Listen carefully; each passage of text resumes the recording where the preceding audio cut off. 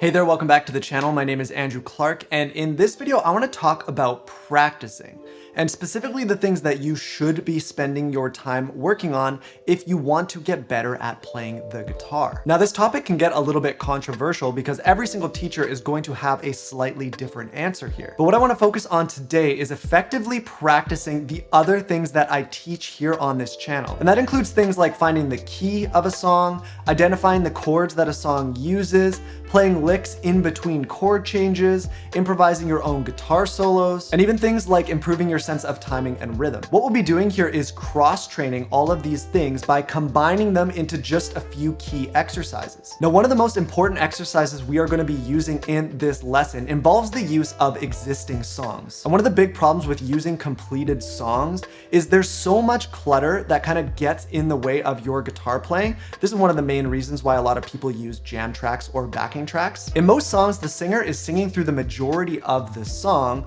which really isn't giving you much space to work on something like improvising. And that's why I'm especially excited to talk about today's sponsor, Transcribe Plus. Transcribe Plus is an iOS app that allows you to upload any song you want and turn it into your own personal backing track. And what I mean by that is you can change the speed of the song, you can change the key of the song by pitching it up or down, and the really cool thing you can do is you can split a song up into stems. That means you can separate the drums, the bass, the instruments, and the vocal and mute them. So if you've got a song you want to work on improvising along to, all you've got to do, upload it to the app, split it out into stems, mute the vocal, and now instead of just having those tiny little windows to play, you've got the entire song that you can play along to without worrying about the vocal getting in the way at all. But this essentially just turns any song you want into a backing track. So if you want to try out the app for yourself, I have put a link at the top of the description of this video.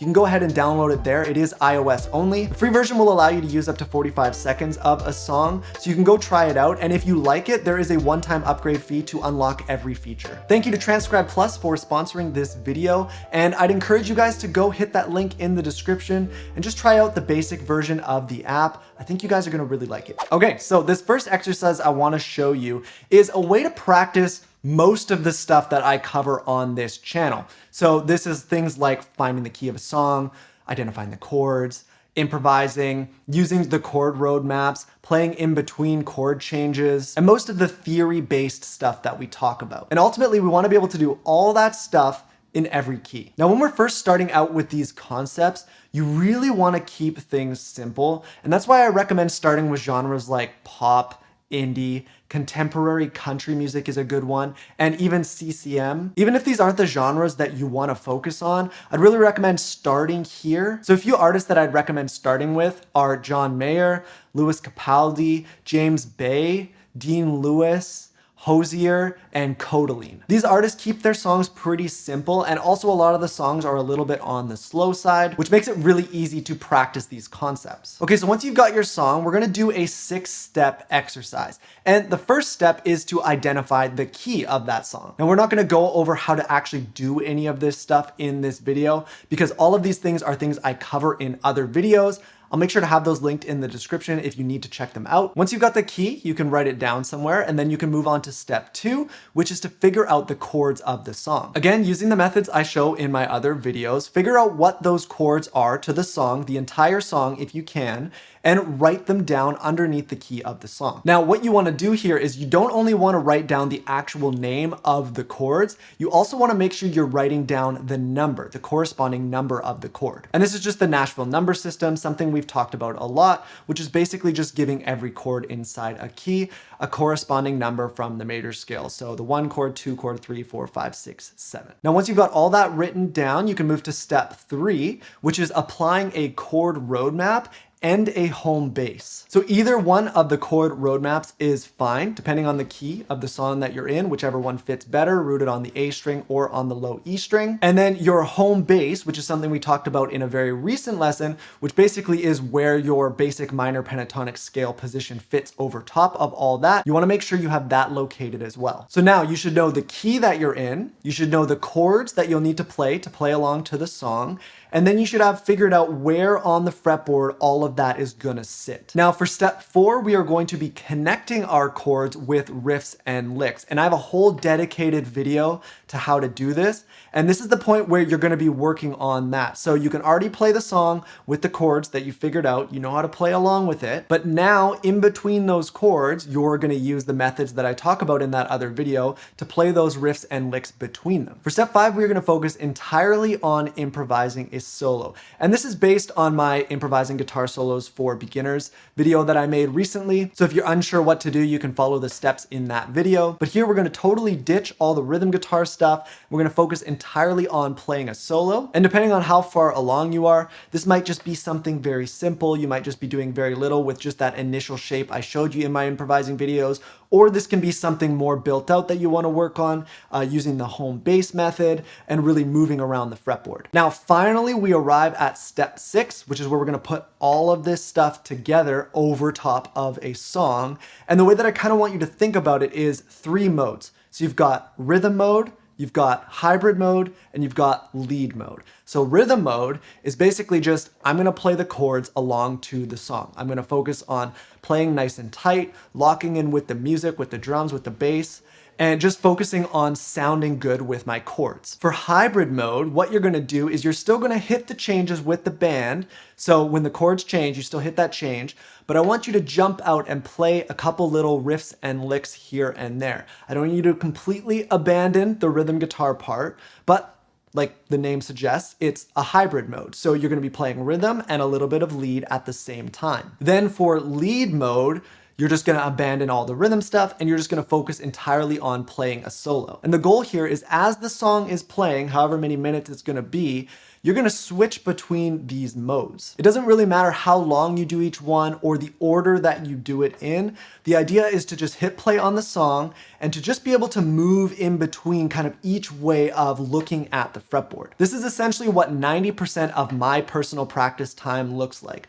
I'll throw on a song, it can be new or one I already know. I'll find the key, I'll figure out some spots where I can play stuff, and then I'll go back and forth between rhythm, hybrid, and lead. Now, once you've got this figured out for one song, you want to move on to another and another. And the goal here is to build a playlist. So whatever streaming service you use, whether you use YouTube or Apple Music or Spotify, whatever, just build a playlist of simple songs, starting off very simple, that you know how to do all of these things too. You can complete all 6 steps. And every time you sit down to practice, you pull up your playlist and you hit play. And all you're gonna do is this exercise along to every song. You'll definitely wanna add and remove songs as you go to keep things fresh. You don't want it to get too boring. If there's one you really like playing over, it feels really good for some reason, keep it in there. If there's something where, you know what, it's not as much fun, get rid of it, add something new. I'd really suggest staying away from genres like metal and jazz and classical, at least until you've mastered all of these concepts.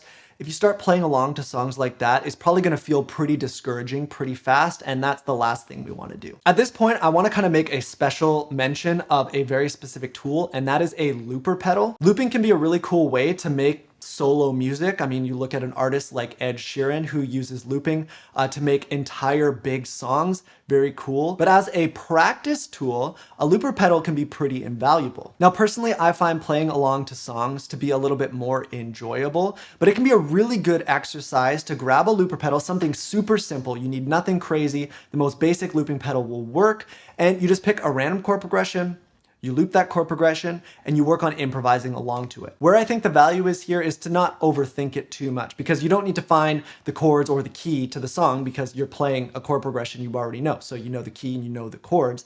The main thing is to just play a random chord progression and on the fly be able to improvise over that random chord progression. It's just a good exercise for improving your adaptability and your creativity. Now, obviously we've covered all of the fretboard navigation, theoretical stuff, but something we haven't really talked about is practicing technique. And specifically the technique that I talk about on this channel is mostly building up things like rhythm, speed, and precision. Now you can cross-train all this stuff with the exercise that I mentioned before, because obviously if you're playing rhythm guitar, you can work on all the little rhythm techniques as you're playing over the song. But I thought I'd just mention a few specific exercises that you can work on if you just want to hyper focus on improving your sense of timing and feel. So the first one is one that I think is responsible for developing my own sense of rhythm. And all you need to do for this one is, again, find a song that you really like, and you're gonna turn it on, and you're essentially gonna be the drum kit. And what you're gonna do is, as the song is playing, you're gonna take your fretting hand and you're gonna cover your strings. So the goal will be to get your guitar to sound like this. Nothing coming out at all. And we're just gonna focus completely on our strumming hand. So as the song plays, all you're gonna do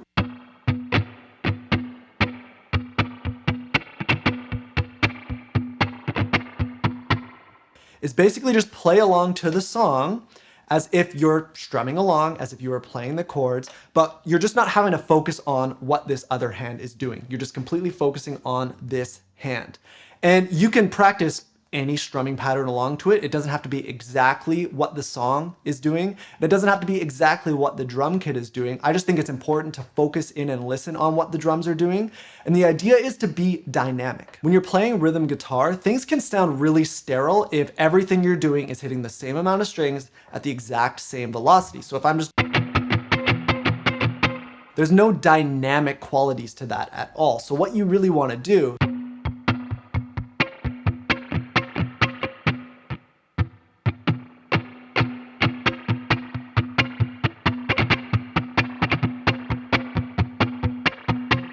is basically experiment with different patterns over top of whatever song you're playing along to. And just like the exercise we worked on earlier, just throw on a playlist of songs that you really like. And these ones can be more complex if you want them to be, or it can just be the exact same playlist we were working on before, and just strum along. All you're focusing on is working on that strumming hand. This next exercise is really good for developing your internal clock and sense of timing. And what we're gonna do here is we're going to divide a metronome.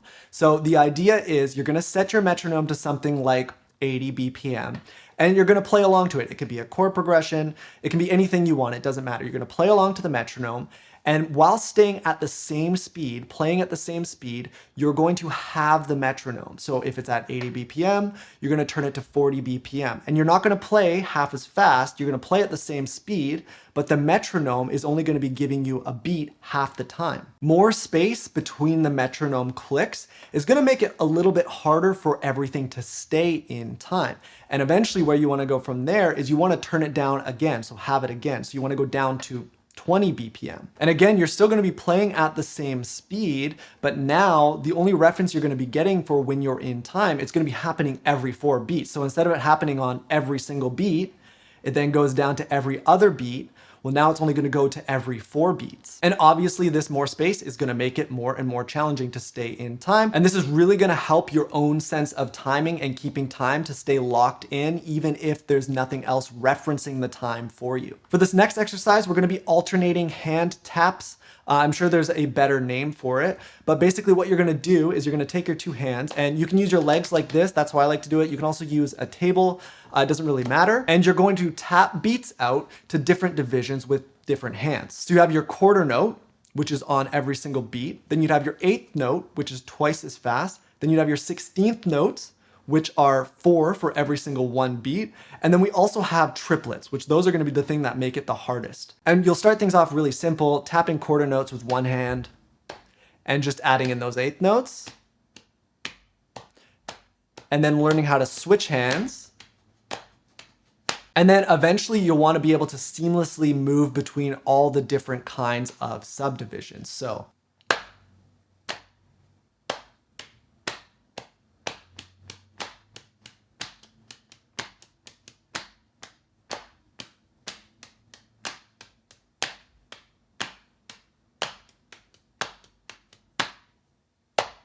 switching hands might be really hard, so don't worry about that too much, but eventually that's where you're gonna wanna work up to. Now, when it comes to improving your speed and timing for picking, yes, playing along to a metronome and slowly speeding that up is probably gonna be the most effective. I find that this can be super boring, playing a scale along to a metronome and slowly inching it upwards, trying to keep it clean. One thing you can do to make it less boring is to use a drum machine instead. You can find them everywhere online, specifically one that you can change the tempo of. It's just a little bit more interesting than just a standard metronome. You can work on this stuff to a jam track as well. I know some people like to do that. The main thing is you need to be able to increase the speed as you go. So just make sure you keep that in mind with whichever method you end up going with. Okay, so now we've arrived at the very last part of this video, and that is where we're going to talk about the best and by far the most effective way to practice the guitar. And that is playing with other musicians. And this is kind of a trial by fire situation. Now, I learned a lot of how I play guitar, not from sitting in my room and practicing, but it was for me playing in church through middle school and high school. I just had to learn and I had to play in front of people and I had to just figure things out. And this doesn't have to be anything crazy either. It doesn't mean, hey, you need to start a band, especially if you're first starting out, you're an intermediate player, you're not quite at that point.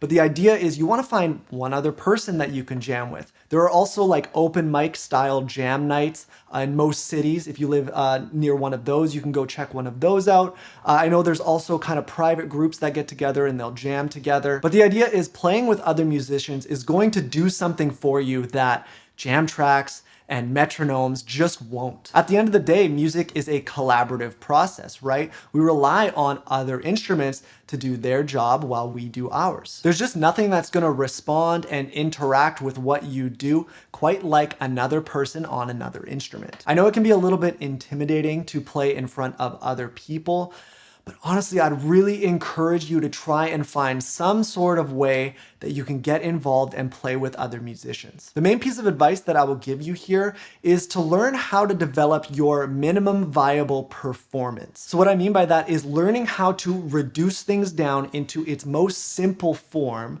so that when you're playing along to a jam track and you mess up the timing or you mess up a little part, you can pause the jam track, you can go back, or you can just ignore it. But when you're playing with other musicians, you don't really get that luxury. So what you want to do is have a version of the song down so that no matter what, you won't mess it up. You know that you're good for just the basics. It can be as simple as just playing the power chords along to a song. And just have that foundation first. That's gonna be your minimum viable performance.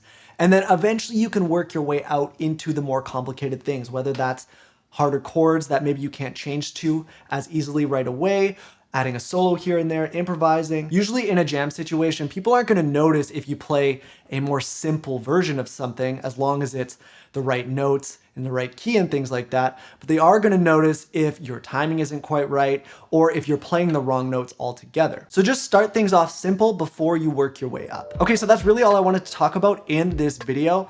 In the end, it's all just about spending time with the instrument. And that can mean a whole lot of different things. It's a lot better to watch TikTok, have your guitar in your hands and just noodle around aimlessly rather than avoiding picking up your guitar altogether because you feel like you have to get out the metronome and practice your scales. At the end of the day, guitar is not a job, it is not a competition, and it's really just about doing something that you enjoy. So I really hope you got something out of this video. If you enjoyed it, be sure to give it a thumbs up and please also consider subscribing to the channel here on YouTube as well. I release a new guitar video just like this one every single week. Big thank you to Transcribe Plus for sponsoring this video. Make sure you head down into the description and check it out. And with all that said, thank you so much for watching and I will see you in the next one.